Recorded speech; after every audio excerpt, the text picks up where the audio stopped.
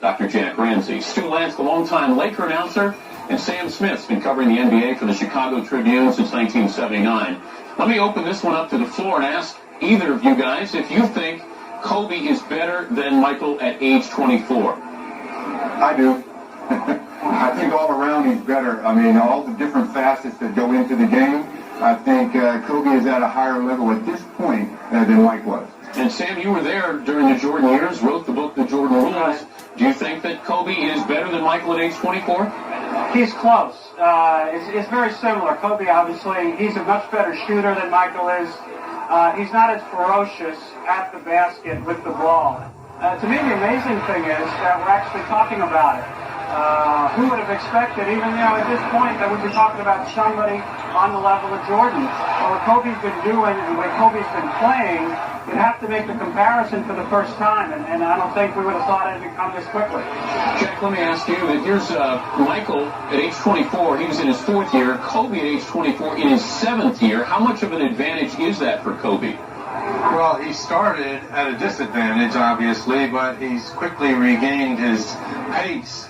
I think Kobe's learning process was probably better and more accelerated than Michael's. Sam mentioned that he's not as ferocious at the basket, but I think he's more creative. He's more agile. He has more stuff when he gets in the air. And I think also he's playing against much tougher defenses, with the zone defenses being permitted, double, triple teams, and he doesn't have many shooters to go along with him. I think he's doing very, very well. You know what the interesting thing to me about Kobe is that, when Michael came, Phil really didn't like Michael's game. And when Phil came to coach the Bulls, even assisted with Doug Collins, Doug spread the floor more. Michael played with a high post center in Dave Corzine, and he had the basket to attack. Michael didn't have Kobe's range. Most of his shots came from 17, 18 feet. The thing that interests me this year and the last couple of years really with Kobe has been so much criticism about he takes wild shots, he takes too many shots. Michael did this too. You don't become a 35-point, 30-point-a-game scorer without taking bad shots. And Michael took loads of them. The advantage Michael had was the court was spread for him.